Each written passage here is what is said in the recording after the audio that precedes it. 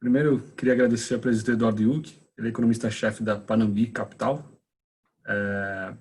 Enfim, a gente vai falar bastante aí sobre atividade e inflação, política monetária, dar uma volta por tudo.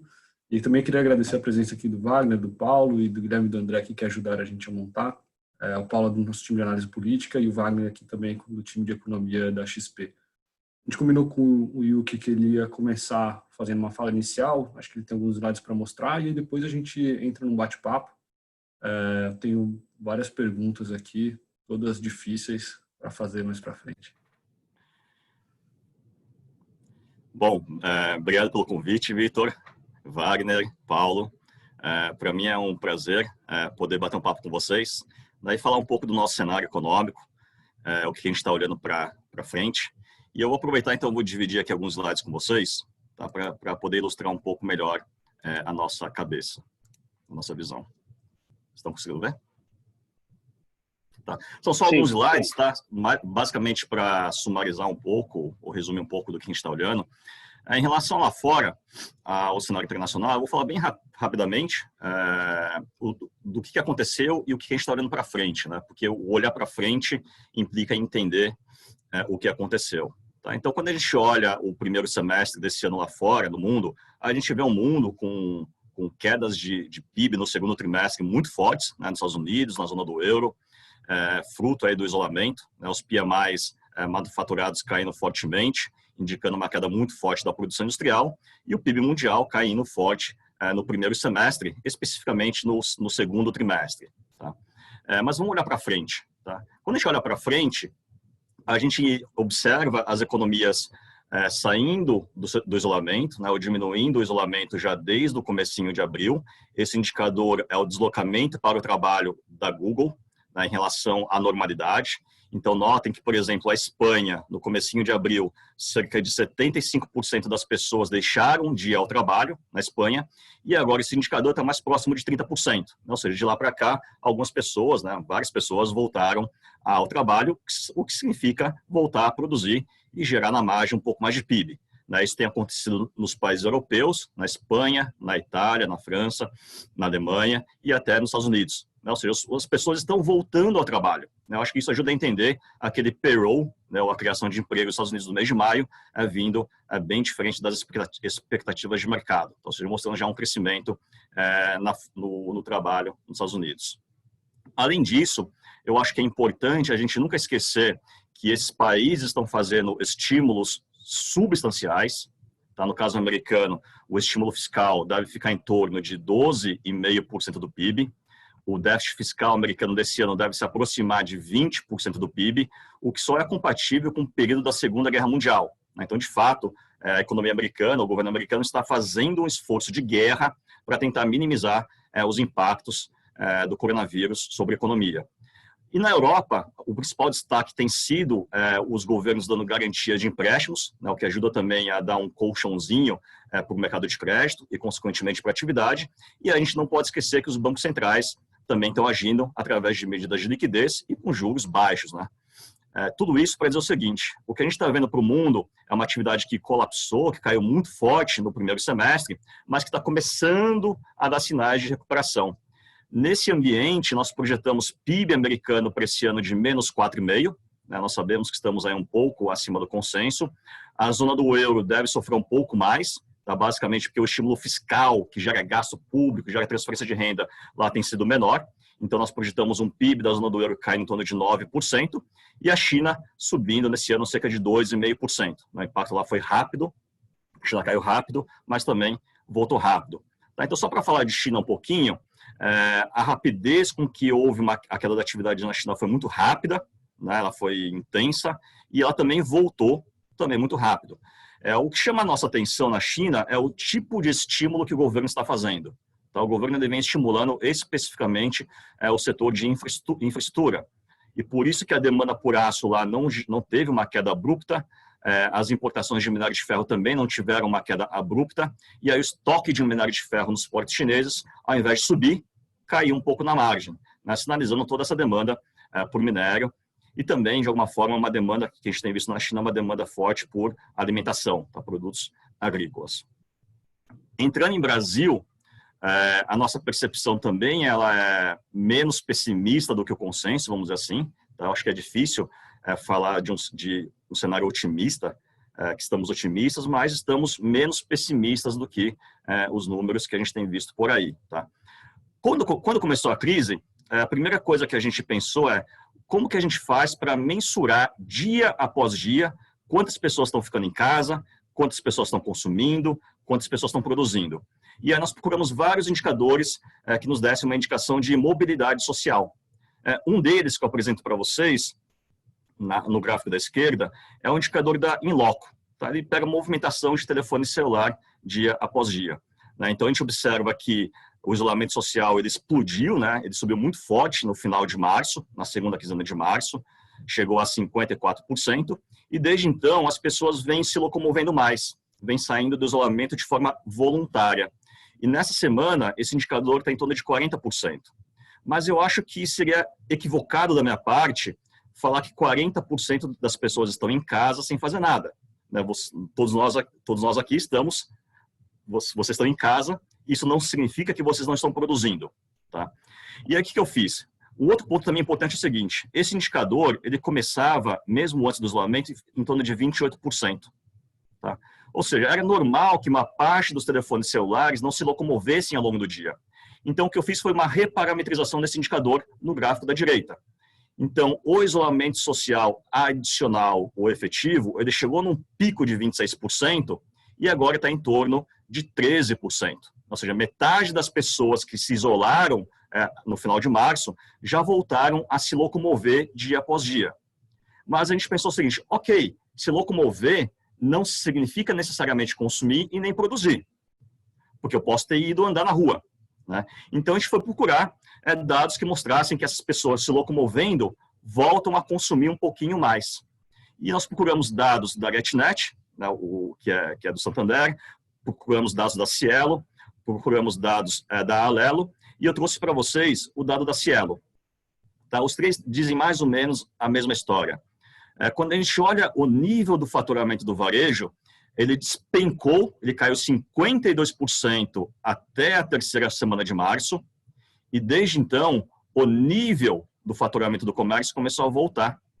E ele também já voltou mais ou menos metade do que tinha caído. De novo, o nível ainda é deprimido, o nível ainda é muito baixo, mas a gente já viu o fundo do poço acontecendo no faturamento do varejo.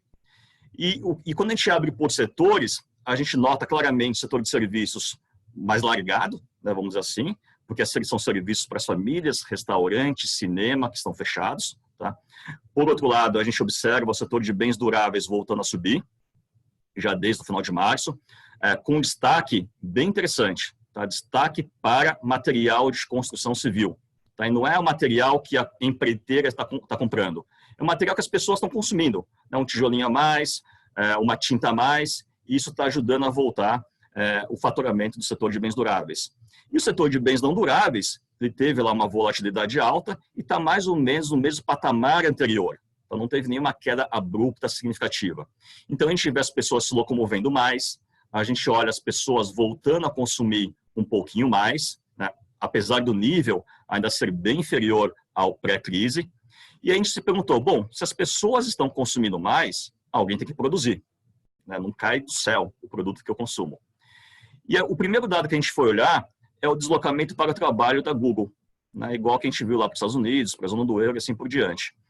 E o que a gente observa é que aqui também as pessoas fizeram um fundo, né, do poço lá no final de março, começo de abril, e desde então as pessoas estão voltando a trabalhar, estão voltando a se locomover para o local de trabalho. Metade das pessoas que deixaram de se locomover voltaram a se locomover para o local de trabalho. E a gente se perguntou, ok, as pessoas estão se locomovendo mais, consumindo mais, mas isso está gerando produção? Bom, um dado que deve mostrar isso é o dado de consumo de energia elétrica. Então, a gente foi olhar o dado da Cielo, da ONS, desculpa, e o dado da ONS mostra claramente que a gente já fez o fundo do poço em termos de consumo de energia elétrica. Ela chegou a cair 14% em relação à média dos últimos anos e agora está caindo em torno de 5%. Então, para que você tenha passado de menos 14 para menos 5, é porque na margem houve uma recuperação do nível de consumo de energia elétrica. E a gente pensou, bom, Então, se você está produzindo mais, eu tenho que confirmar isso através dos caminhões. Os caminhões têm que estar rodando mais no país. E, de fato, quando a gente olha os dados da ABCR, que é um dado agregado, ou pegando os dados da CCR, que são dados semanais, a gente também observa o mesmo, uma queda muito forte no final de março, começo de abril, e depois uma trajetória de recuperação. E a gente falou, bom, então se isso está acontecendo, o empresário tem que estar ficando menos pessimista, porque afinal de contas, o faturamento está começando a melhorar, ainda que o patamar seja inferior ao anterior, mas na margem o faturamento está começando a melhorar.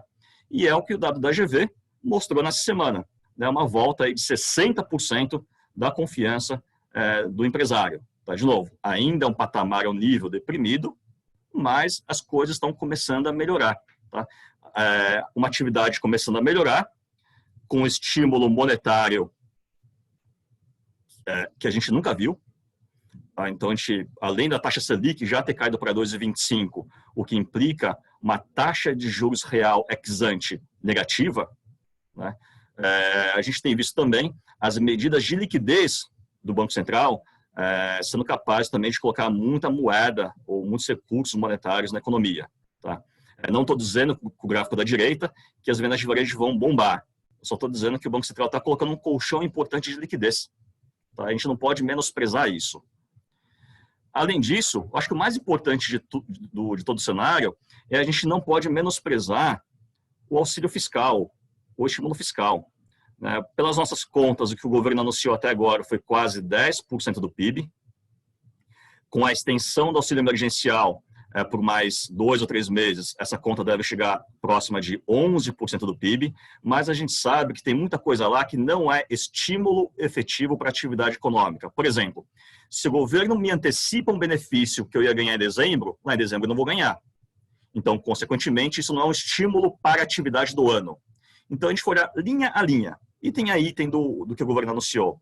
E nós chegamos no impulso fiscal de pelo menos 4,8% do PIB, o que é alto, o que é muito alto, tá? Historicamente, para o Brasil e comparando com outros países ao redor do mundo.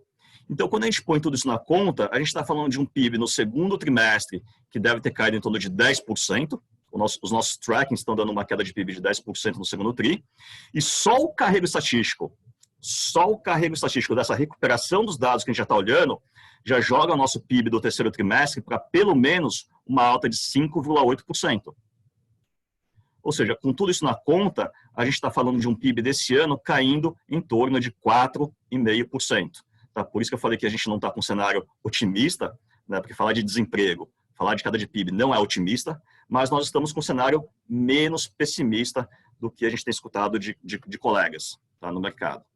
Claro, todo esse cenário, independente se o PIB cai 4, cai 5, cai 6, a inflação é para baixo. Né? Então, a gente tem visto isso claramente nos núcleos de inflação, os núcleos de inflação despencando, né, vindo para baixo nos dados mensais, com ajustes sazonais. A nossa projeção de inflação para esse ano é um pouquinho acima do que está o Focus, e provavelmente acima do que o Wagner tem. A nossa projeção de inflação para esse ano está um pouquinho acima de 2%, mas são basicamente, eu acho que a diferença está basicamente em 3 grupos. Tá? Primeiro, a gente tem um PIB um pouco melhor, né, do que o Wagner deve estar usando nas contas dele. Segundo, a gente tem uma pressão de alimentos importante na nossa conta. E terceiro, a gente sempre usou o petróleo voltando para algo em torno de $40. Tá? Então, isso faz a inflação ficar um pouquinho acima de 2%, apesar do core, dos núcleos, serem muito baixos. Tá? E aí o nosso calcanhar de Aquiles vai ser o fiscal. Né? Vai continuar sendo o fiscal aí por um bom tempo. Tá? A gente projeta para esse ano um resultado primário de menos 11% do PIB. A dívida pública chegando a 94% do PIB. E a grande dúvida é se essa dívida é convergente ou divergente. Se ela vai explodir eternamente ou se ela vai se estabilizar em algum patamar e vai poder cair a partir de algum tempo. Na nossa conta está implícito 2 hipóteses. Tá? Eu posso estar errado nas hipóteses, mas é o que existe hoje na lei. Tá? A primeira hipótese é que os estímulos anunciados para esse ano ficam nesse ano, tá? Que é o que foi feito até agora. E a segunda hipótese é que a lei do teto de gastos, ou a emenda constitucional do teto de gastos, continua valendo. A gente acha que o teto, de fato, ele é estourado a partir de 2021, 2022, desculpa, mas a partir daí são adicionados os gatilhos da lei, né? O que você vai ter problemas para reajuste de salário, dificuldade de contratação de novos trabalhadores públicos, servidores públicos. Então, que a manutenção da lei do teto de gastos e o acionamento dos gatilhos vai fazer com que a dívida pública comece a estabilizar lá na frente, em 2034, em torno de 110% do PIB. É um patamar alto, é um patamar bem desconfortável, está bem na linha, né? Mas é um patamar ainda solvente, né? Ou seja, você consegue estabilizar a dívida pública em algum momento se a gente não mudar a lei, tá? Se a gente não mudar a lei do teto de gastos. Então, esse é um resumão do cenário que a gente está trabalhando aqui na Panambi. Eu vou parar de dividir a minha tela, né?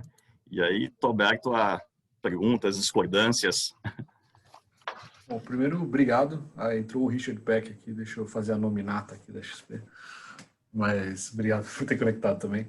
Mas, Ilke, obrigado. A minha primeira pergunta é uma coisa que acho que você falou, acho que menos. Você falou da inflação desse ano e falou que os núcleos estão baixos, apesar da inflação como um todo estar um pouco acima de 2%, que, honestamente, também é baixa, né? Assim, a gente está aqui discutindo se vai ser, no caso do Wagner, deve detalhar um pouco mais abaixo de 1%, a sua um pouco acima de 2%, mas é baixa nos dois casos, né? Assim, que se a gente colocar em perspectiva histórica.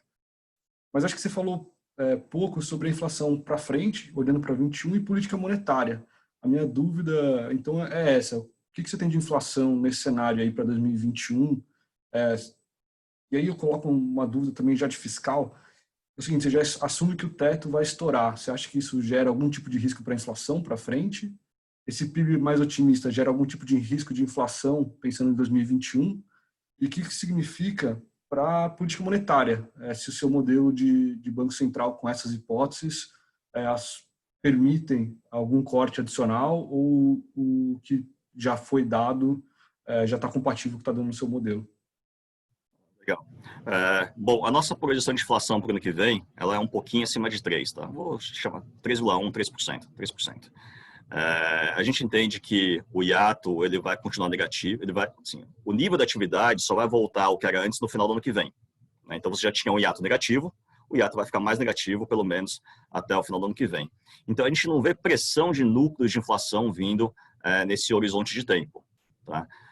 Apesar disso, a gente entende que o recado do Banco Central ele foi numa linha mais conservadora nessa semana, tá? O que ele escreveu lá? Ele falou assim que o que ele já fez está condizente com o cenário que ele está vendo. Talvez ele esteja vendo um cenário de PIB próximo de -6%, tá? Que é o que casa no meu modelo com a inflação que ele mostrou. E aí eu fico me questionando o seguinte, o último dado mensal de queda de atividade saiu ontem, que foi o IBCBR de abril. Daqui em diante, os dados mensais serão positivos, tanto a produção industrial daqui mais ou menos 15 dias, as vendas de varejo daqui uns 20 e poucos dias. Então, até o próximo Copom, os dados vão virar, né, vão mostrar um crescimento na margem de um Banco Central que diz que já fez o que gostaria de fazer para um PIB ao redor de -6%. Então, na medida em que os dados mostrarem uma atividade começando a recuperar, ainda que um nível baixo, né, um nível abaixo da crise, a gente entende que o Banco Central vai ficar um pouco mais confortável em, de fato, falar assim, ó, cheguei onde eu queria. Tá? E se ele reduzir os juros um pouquinho mais, para nós economistas, reduzir 0,25 a mais não faz tanta diferença. Tá? Assim, o Wagner não vai mudar muito a projeção dele de PIB e de inflação se o Banco Central cair 0,25 a mais ou a menos. Claro que faz diferença para a precificação de mercado financeiro, tá? Mas para a projeção de atividade econômica, isso não faz muita diferença. Tá? E eu acho que até lá o Banco Central vai ter condições de falar, olha, a atividade veio até melhor do que imaginava. Tá? A gente está falando de produção industrial voltando a crescer no mês de abril em torno de 5% a 7%. A gente está falando de vendas de varejo também voltando a crescer no dado ampliado, no dado de maio. Então, a gente vai ver daqui para frente esses dados de recuperação da atividade econômica apontando e gerando um pouco mais de confiança de que a gente já fez o fundo e estamos começando a subir. Existe um ponto que você tocou que eu acho que é muito importante. Tá? Todo mundo faz inflação, quase todo mundo faz inflação, olhando hiato do PIB, hiato do produto. E eu tenho uma dúvida, e é uma dúvida que eu queria compartilhar com vocês, né, ver o que vocês acham também, que é o seguinte, quando o governo faz estímulo monetário e estímulo fiscal, como ele fez, ele está estimulando a demanda. E o começo da crise foi uma crise de oferta, as pessoas não se locomoverem e não produzirem. Quando você faz um estímulo à demanda nessa magnitude, eu acho que você coloca um pouco de risco altista para a inflação, que é inclusive que o Banco Central colocou na última ata, e eu vou dar alguns números, tá, para a gente poder discutir com números, né? Só falar eu acho que um monte de gente acha um monte de coisa. Então, vou dar números. Pelo dado que eu mostrei para vocês de deslocamento, a média do período mostra que mais ou menos 24% das pessoas que estavam trabalhando antes deixaram de se deslocar ao trabalho. Obviamente, muitas dessas pessoas estão trabalhando em casa, como vocês. Tá? Mas vamos usar o máximo possível. 24% das pessoas que estavam trabalhando perderam renda, deixaram de trabalhar. Se você pegar 24% da população ocupada anterior, isso dá mais ou menos 22 milhões de pessoas. O salário médio no Brasil é R$ 2.400 por mês. Então, se você falar o seguinte, ô Yuki, todas as pessoas que deixaram de se locomover perderam 100% da renda, eu vou dizer para você o seguinte, a massa salarial caiu em 54 bilhões ao mês a partir da crise. 54 bilhões ao mês. O auxílio emergencial é isso. A 50 bilhões ao mês. Então, o governo, de uma certa forma, ele está colocando um colchão na renda líquida disponível. Então, as pessoas deixaram de trabalhar, mas o governo está dando um suporte para a renda líquida disponível. Então, por isso que a gente fala de um PIB caindo 4,5%, mas a nossa demanda doméstica ela vai cair menos do que isso. Ou seja, a gente vê um consumo caindo entre 3,5% e 4%. Né? O investimento, sim, o investimento vai cair mais forte, né? Por queda de confiança. Mas a gente está falando, então, de políticas governamentais que vão ajudar a sustentar a demanda. Eu acho que a dúvida que o Banco Central colocou no último comunicado, ela é uma dúvida importante. Né? Quanto dessas políticas vai fazer a demanda cair menos do que esperado? Então, dito isso, eu acho que o Banco Central faz bem em parar um pouco para analisar. Então, ninguém sabe, de fato, quanto desses 50 bilhões do auxílio emergencial vira poupança, vira gasto. A gente não sabe se a massa salarial de fato vai cair 54 bilhões, eu acho que não, porque os dados do IBGE mostram, os dados de maio do IBGE mostram que a população ocupada não caiu 22 milhões, mostra que no máximo caiu 9 milhões. Então a renda líquida disponível no agregado, ela caiu muito pouco. Claro, tem pessoas que perderam muito e outros que ganharam mais, mas no agregado, a renda líquida disponível, ela teve uma queda pequena. Então, ou seja, o suporte para a demanda doméstica no curto prazo foi dado. Por isso que os dados também estão virando. A venda de varejo virando, o que suporta um pouco mais de produção e assim por diante.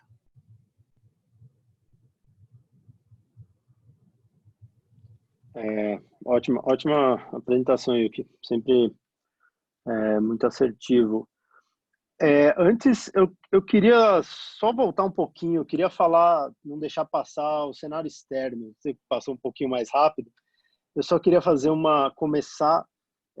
Eu queria entender qual que é a sua cabeça para recuperação lá fora, se ela vai ser puxada pelos Estados Unidos, pela sua projeção de PIB, sim, vai cair menos do que a Europa, mas a minha dúvida daqui para frente é mais pensando nesses próximos 6 meses, se você tem uma cabeça de que Estados Unidos vai puxar essa retomada e aí vai ser um mundo, mesmo com QE, estímulo muito forte do Fed, vai ser um cenário de dólar forte, porque Estados Unidos está puxando essa retomada, ou se não, vai ser um cenário de dólar fraco, porque você tem uma retomada da economia americana, mas com toda essa quantidade de estímulo monetário e o risk-on, digamos assim, do resto do mundo, igual a gente já viu com as linhas de swap normalizando e tudo mais, se isso vai significar um cenário de dólar mais fraco, e aí faz toda a diferença, acho que também para a gente pensar em inflação aqui, né? Ótima pergunta, Wagner. A nossa visão é que olhando, eu vou olhar até o final do ano que vem, tá? Até o final de 2021, para a gente pegar a crise e a volta. A volta não vai acontecer somente nesse ano. Quando a gente faz a integral da ida, da queda e da volta, a nossa visão é que a economia americana ela será mais forte do que a economia europeia. Tá? basicamente porque a economia americana, você teve um impulso fiscal mais forte, a renda líquida disponível lá também caiu muito pouco, tá? Colocando os chequinhos, né, que o Trump enviou para as pessoas. Lá tem uma discrepância social mais forte, tá? Porque o chequinho depende também de quanto você paga o imposto. Então, quem é mais rico ganha mais, quem é mais pobre ganha menos, tá? Mas no agregado, a renda líquida disponível vai cair pouco nos Estados Unidos. Na zona do euro isso não aconteceu nessa magnitude, né? Lá os estímulos foram muito menores. Na China não houve até agora nenhum estímulo de transferência de renda, de cheque para as pessoas, tá?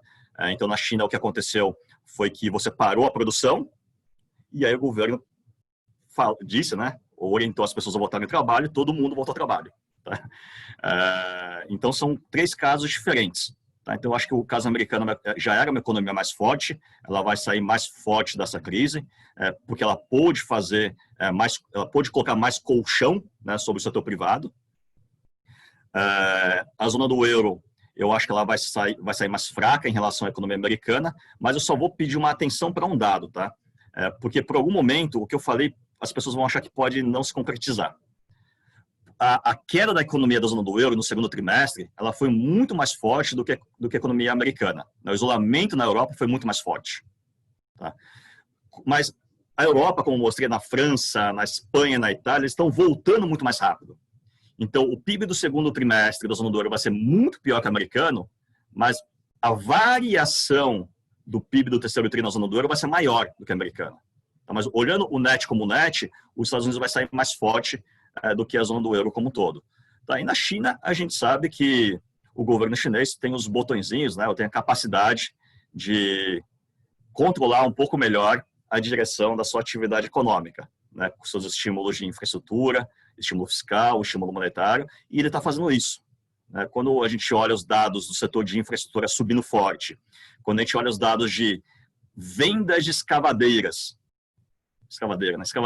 na China subindo muito forte, isso é um claro sinal de estímulo do governo chinês. Tá? Então, achei primeiro Estados Unidos, China, e mais para baixo, porque teve menos condições de fazer colchão, a zona do euro. Richard, Paulo, tem uma pergunta aí?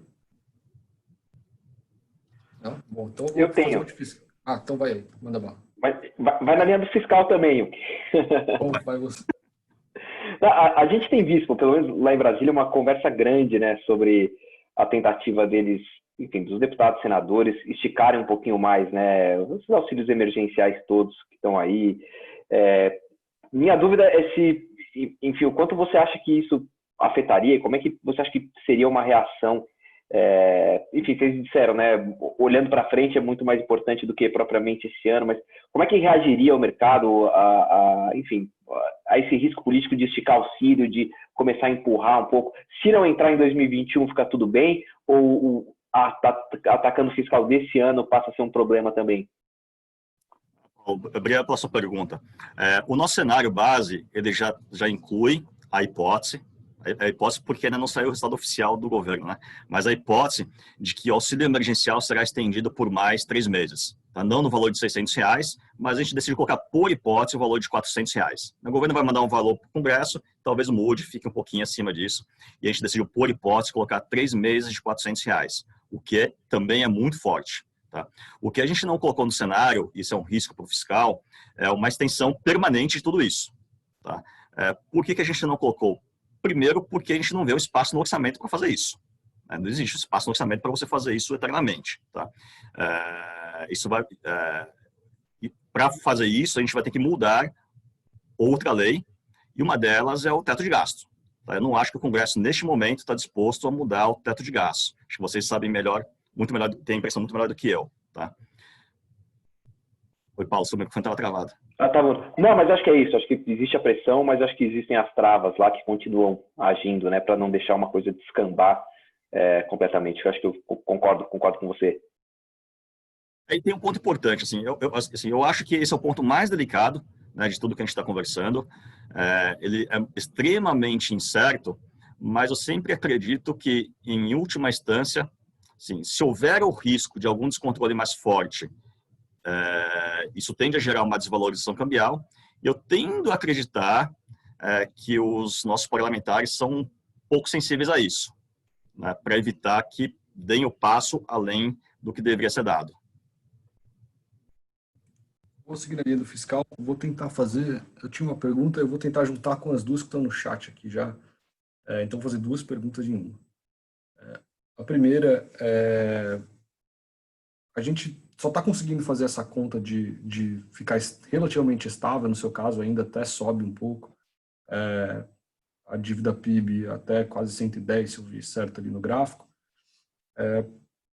porque a gente tem um juro baixo, né? E eu queria entender o que você tem de hipótese de juro ali, e se você vê algum risco, e aí pode ser coisa vindo de fora ou mesmo daqui, o que é o risco da gente errar essa hipótese, de repente, de juros ali dentro. Tá? E a segunda é o impacto do fiscal na atividade, né? Você usa muito no cenário desse ano o estímulo fiscal para justificar o PIB mais forte ou menos fraco, faz sentido. Mas eu fico me perguntando para frente, né? Porque essa conta um dia vai chegar. Então, a gente vai ter que fazer, na verdade, para o ano que vem, mesmo que a gente cumpra o teto de gastos, por exemplo, a gente já vai ter uma consolidação fiscal importante para ser feita. Quando você faz consolidação fiscal, na prática, você vai, enfim, fazer o sentido contrário do que você está fazendo esse ano. Você vai tirar PIB. Então, como é que fica a atividade o ano que vem, nesse contexto fiscal? E aí, já coloco pergunta estrutural também, né? Porque a gente vai ter que aumentar imposto ou, sei lá, cortar gasto, alguma coisa para pagar essa conta desse ano. Como que fica o estrutural disso? Acho que eu fiz várias perguntas em uma, mas... Talvez eu me esqueça de alguma delas no meio do caminho. Só complementando, já no meio do fiscal, você acha que essa história que saiu hoje da dívida bruta, de meta de dívida bruta, que saiu na matéria da Folha, você acha que pode ser o governo, a equipe econômica se preparando para uma eventual ruptura do teto de gastos lá no final do ano? Eu vou começar pela pergunta que eu acho mais fácil, tá? Que é a do PIB do ano que vem. A nossa projeção de PIB do ano que vem, ela está mais otimista, aí sim, mais otimista, né? Mais otimista do que os colegas de mercado, tá? A gente está usando um PIB para o ano que vem de 4,5% de crescimento. Mas é importante salientar o seguinte, tá? Nesse PIB de 4,5%, a gente não tem crescimento trimestral significativo.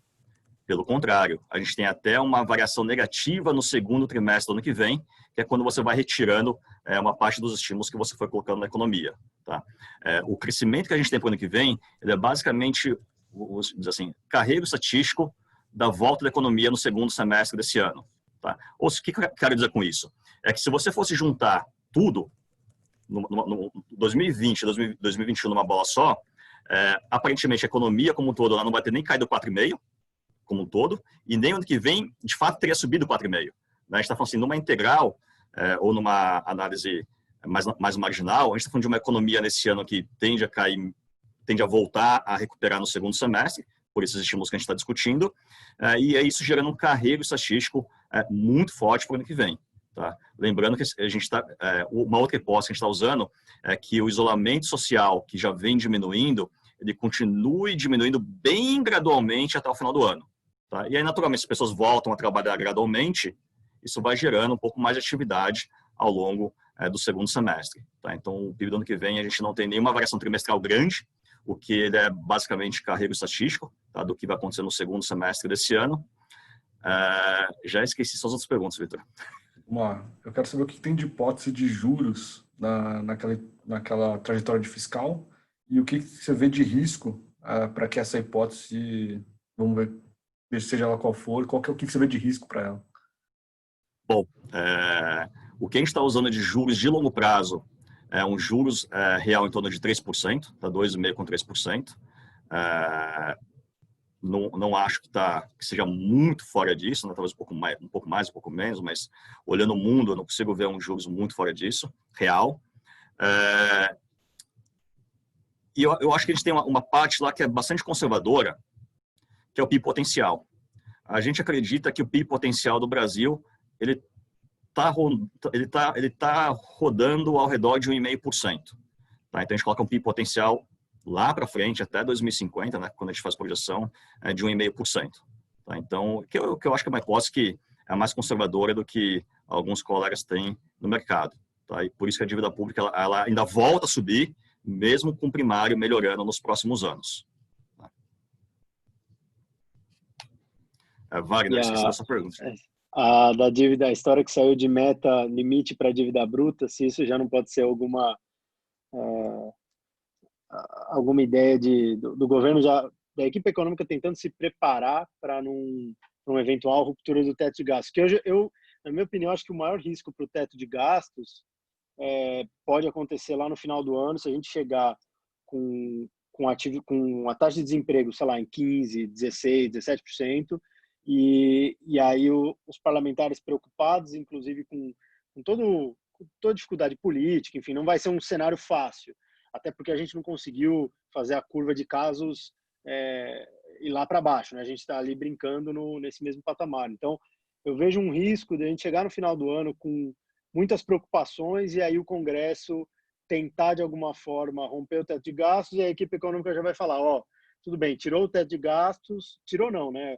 Tirou, sei lá, investimentos ou qualquer coisa do tipo, que dá na mesma, mas eu tenho uma nova âncora aqui, que é essa dívida bruta de, sei lá, qual target que eles vão colocar.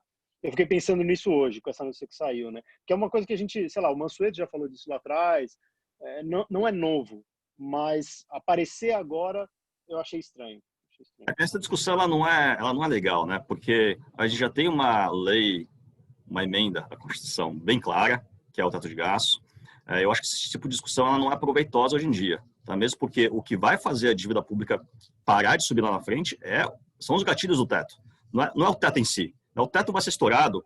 Eu acho que todo mundo já tem isso como cenário base, ou em 2021 ou 2022. Então, assim, acho que o que de fato é importante é você acionar os gatilhos e fazer com que o gasto cresça forçadamente num ritmo menor, né? E é a própria lei que já existe que vai suportar os técnicos a fazerem o que tem que ser feito. Então, acho que essa discussão ela é ainda bem inicial, né? Bastante bem inicial ainda. Eu prefiro ficar para trás de gastos, porque é algo que a gente já conhece, é algo que a gente sabe como estoura os gatilhos, e que de fato vai fazer a dívida pública não subir eternamente. Vou fazer uma pergunta que eu recebi aqui no WhatsApp de um colega nosso.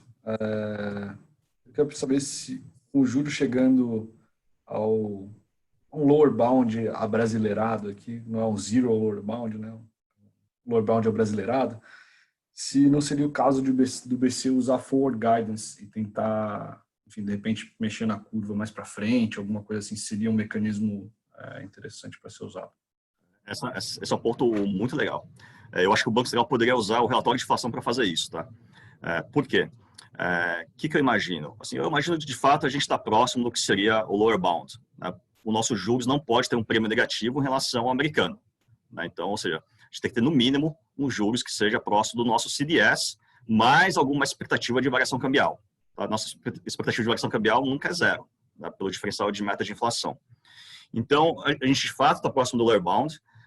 Acho que o Banco Central, de novo, assim, se ele não parou, ele dá mais uma de 25 no máximo, tá? Ele já está próximo de onde está, mesmo que os dados vão virar.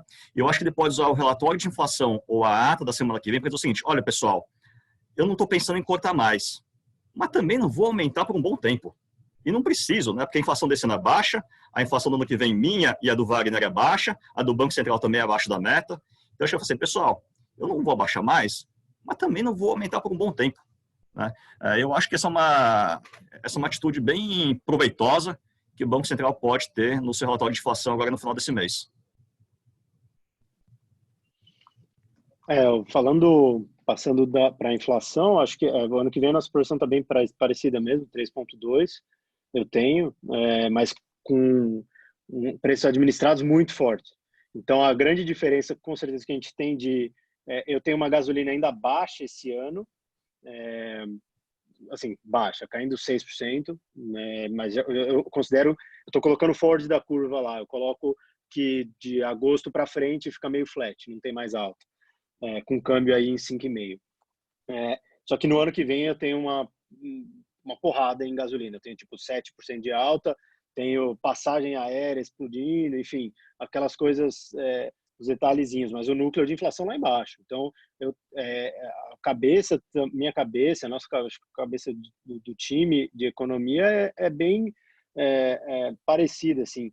A gente vai ter mais um corte agora, aí, talvez de 25, para e vai demorar um bom tempo para subir, começa a subir lá no quarto trimestre e olhe lá, porque aí já vai estar olhando lá para 2022, né? Não tem uma preocupação tão grande. Falando um pouquinho até da inflação desse ano, que já acabou, ela já ficou velha já, né? A gente vai ficar discutindo aqui uma diferença ou outra, mas só acho que uma divergência que eu tenho, eu vejo essa inflação de serviços, principalmente, eu acho que ela pode surpreender muito ainda para baixo, tá? Eu tenho um número baixo, mas quando eu vou olhando lá, grupo linha a linha, e aí sem fazer modelagem com hiato nem nada, olhando a característica de cada grupo, eu vejo que tem umas coisas que por exemplo, que surpreenderam, que podem surpreender ainda para baixo, tipo aluguel, serviços pessoais, mão de obra, parte de recreação que não vai acontecer. E aí eu fico pensando se a gente não pode, mesmo com o crescimento voltando aí na margem e tal, só que com a taxa de desemprego lá em cima, a gente não pode ter uma surpresa ainda mais negativa para esse núcleo de inflação, como a gente teve lá em 15, 16, que, assim, uma sequência de núcleo de inflação vindo abaixo todo mês, tudo bem, o patamar era muito mais alto, mas a gente passou 2 ou 3 anos com com o núcleo de inflação vindo muito abaixo do que a gente esperava.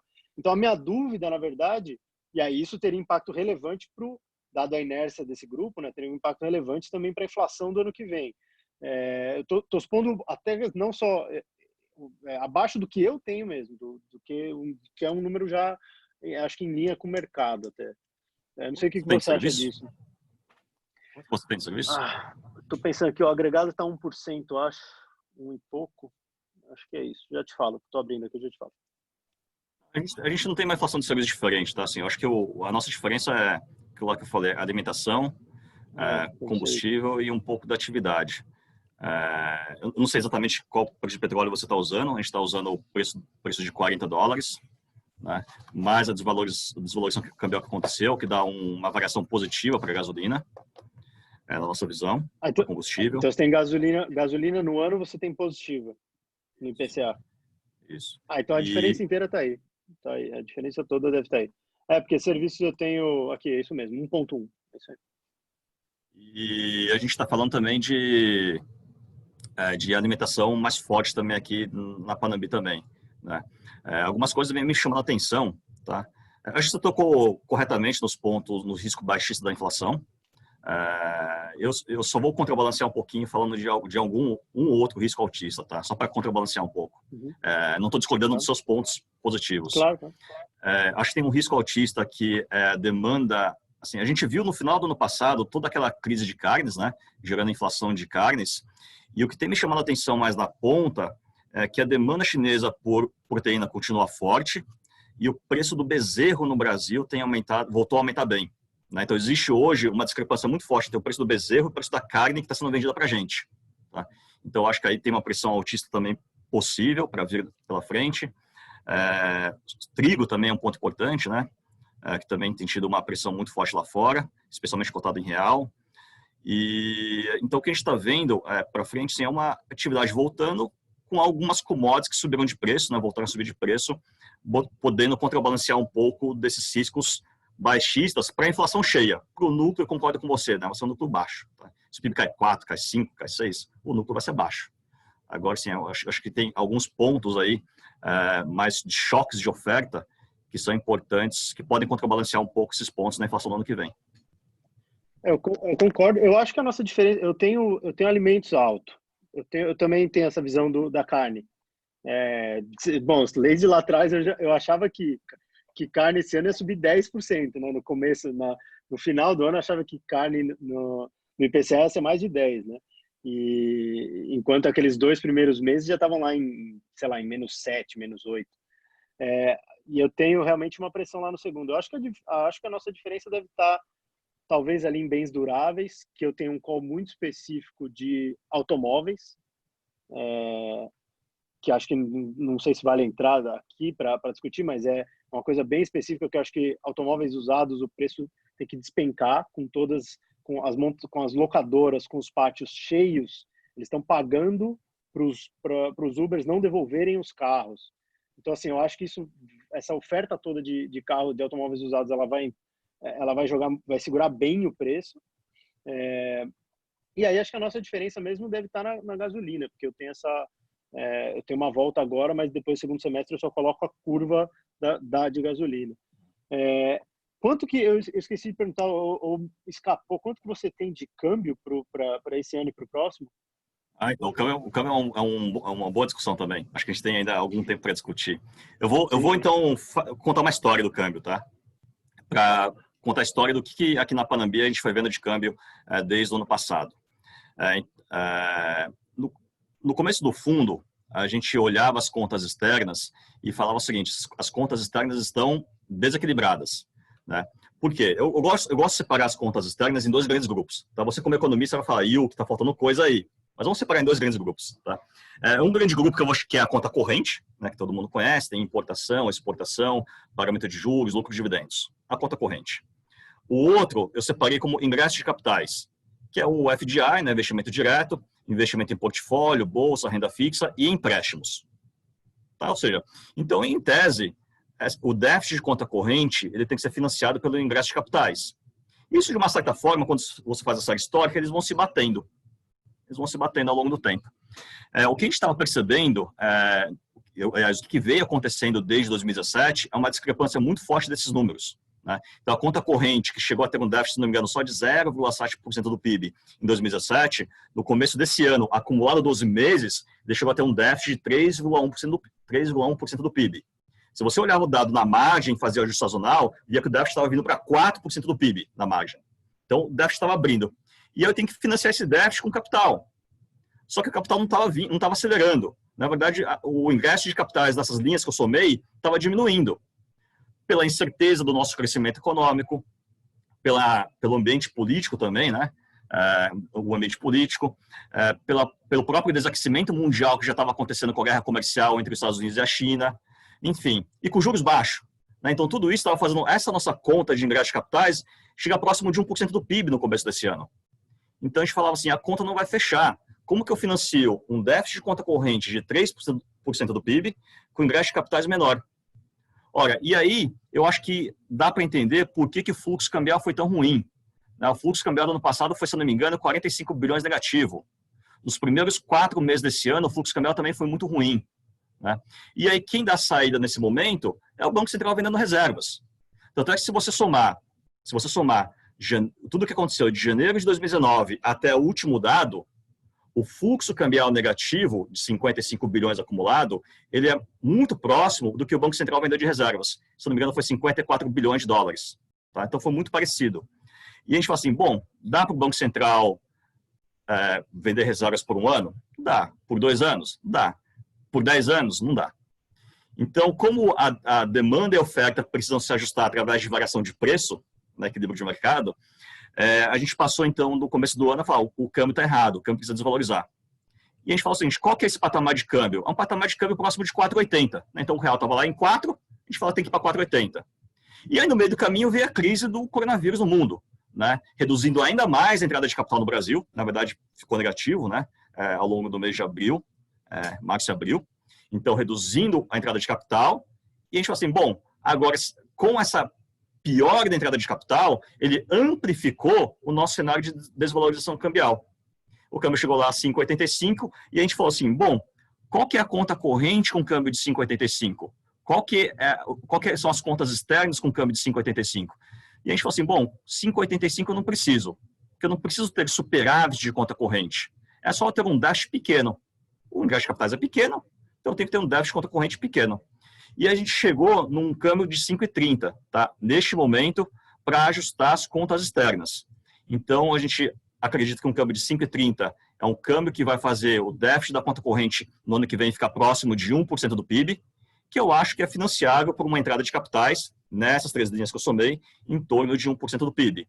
E aí o fluxo cambial no ano que vem voltar para próximo de 0. Né? Hoje em dia, nos últimos 12 meses foi muito negativo. Na margem, de fato, o fluxo cambial já está próximo de 0. Nós estamos, se não me engano, 6 ou 7 semanas de fluxo cambial um pouquinho positivo. Uma semana foi negativa, né? Mas fica lá próximo do positivo. Tá? Então, acho que esse câmbio de 5,30 é um câmbio, hoje, adequado para ajustar as contas externas. Claro, né, tem muita incerteza, se tem uma segunda onda lá fora, segunda onda aqui, etc., a coisa muda, né, porque a entrada de capitais também muda. Tá? Mas a gente acha que 5,30 é um patamar adequado hoje. Richard, Paulo, tem alguma aí? Ah, bom, então vou fazer uma daqui, então. Vou pegar uma pergunta aqui do chat de um outro amigo nosso, também de longa data, e perguntou se 2021, quer dizer, se 2020 o PIB é menos pior por um estímulo temporário.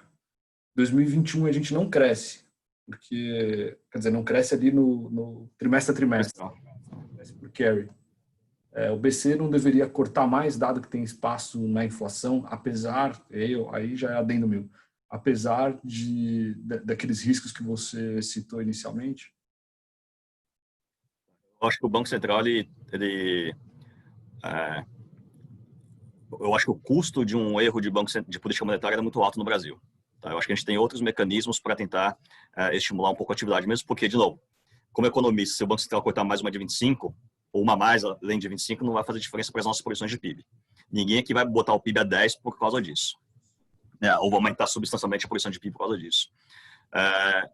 E eu tô me baseando naquela continha que a gente aprende lá em macroeconomia aberta de paridade de juros, né, onde o juros brasileiro tem que ser igual ao juros americano, mais expectativa de variação cambial, mais um prêmio de risco país. O prêmio de risco país é algo similar ao CDS, expectativa de variação cambial a longo prazo ou diferencial de inflação. Tá?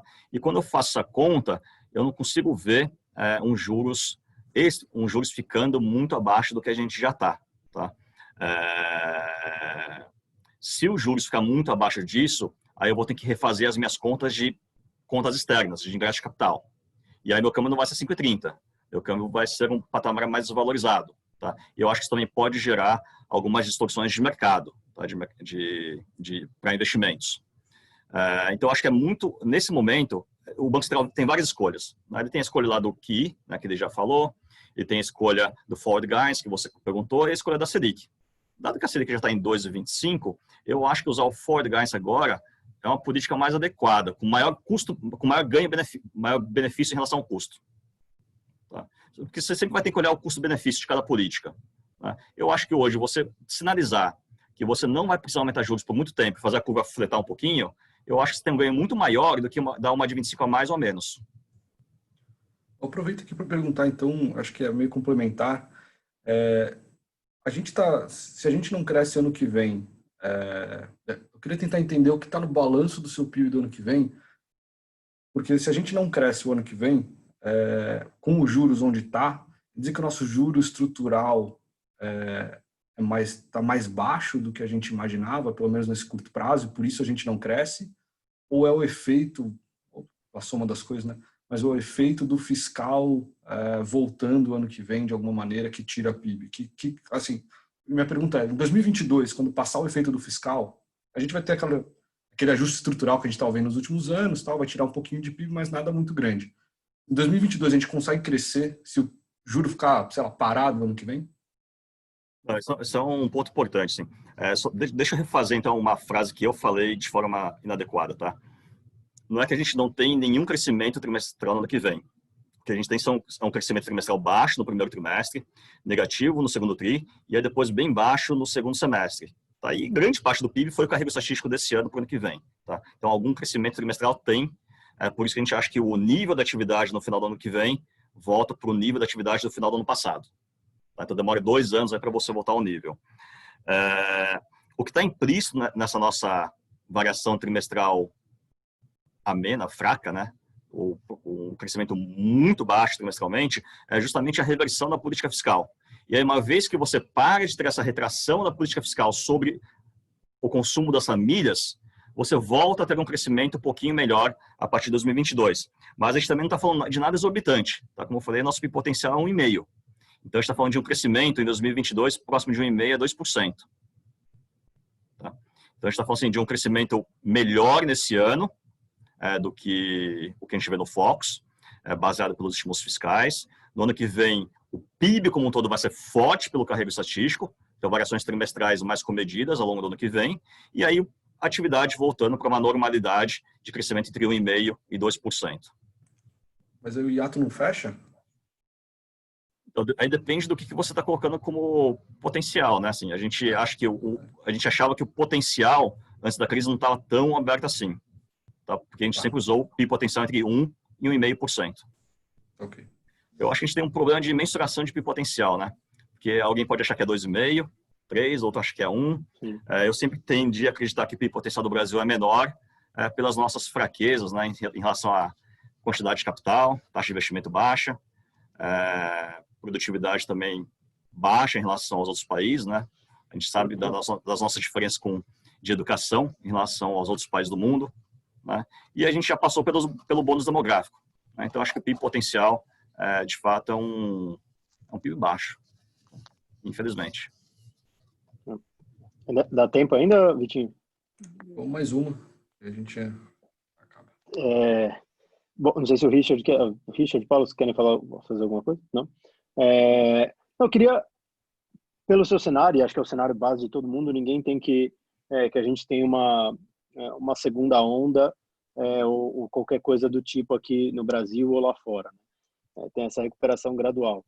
Mas, assim, cada dia que passa, e o Brasil e Estados Unidos são os países que é mais difícil coordenar essa reabertura pelo tamanho e porque cada estado tem faz o que quer.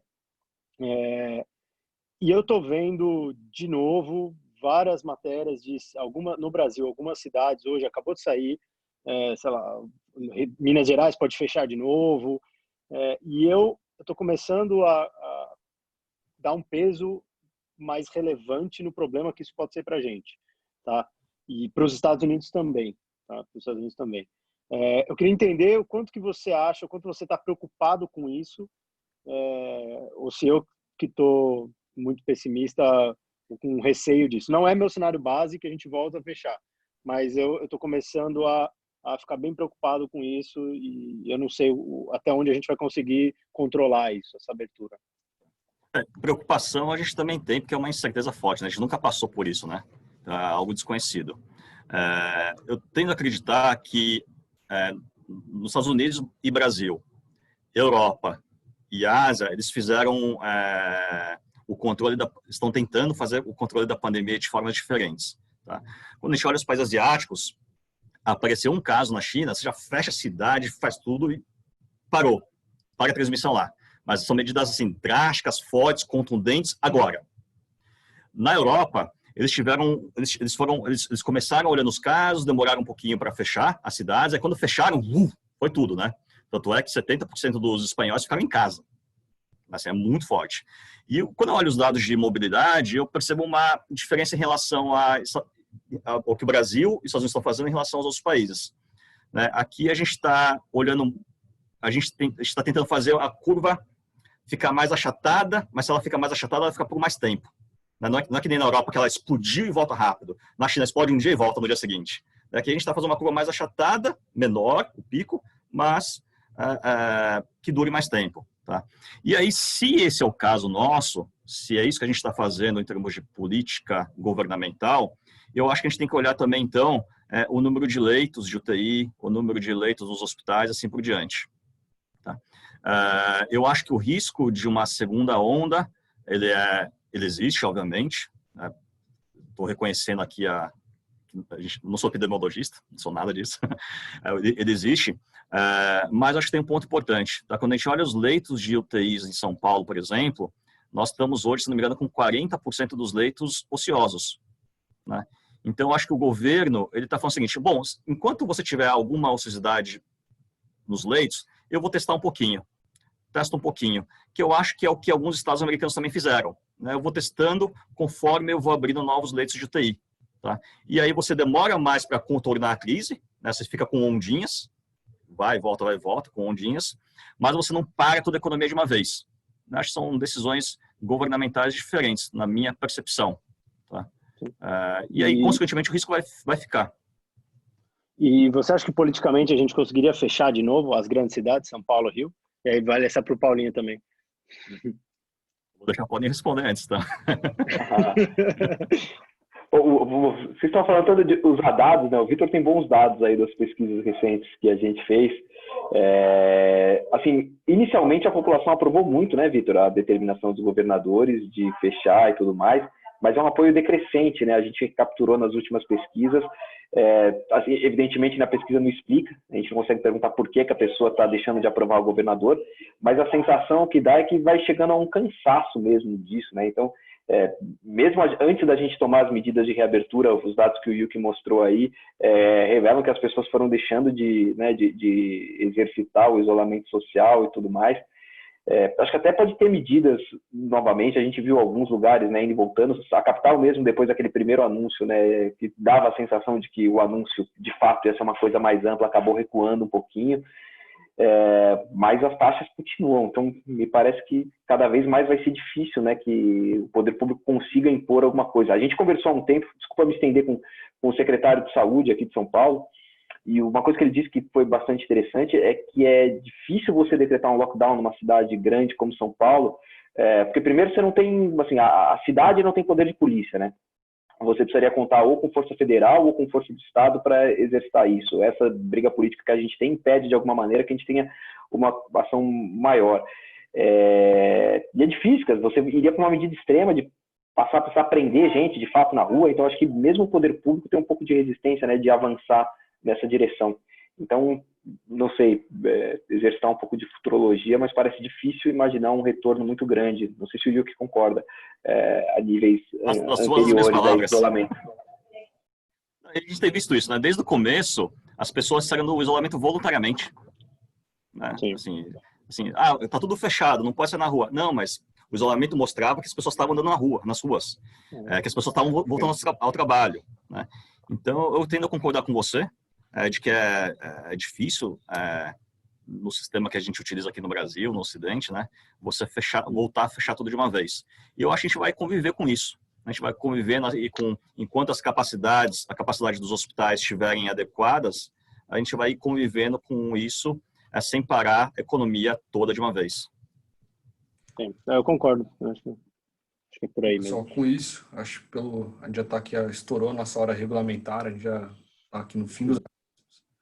Queria agradecer o Wagner e o Paulo, claro, mas especialmente o Yuki, nosso convidado hoje, pelo bate-papo, sempre muito bom. A gente teve aqui um bom número de clientes conectados e espero que a gente se veja fisicamente no futuro próximo.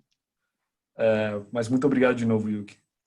Obrigado. Estamos à disposição. Valeu. Até mais. Obrigado, tchau. pessoal. Valeu, tchau, tchau.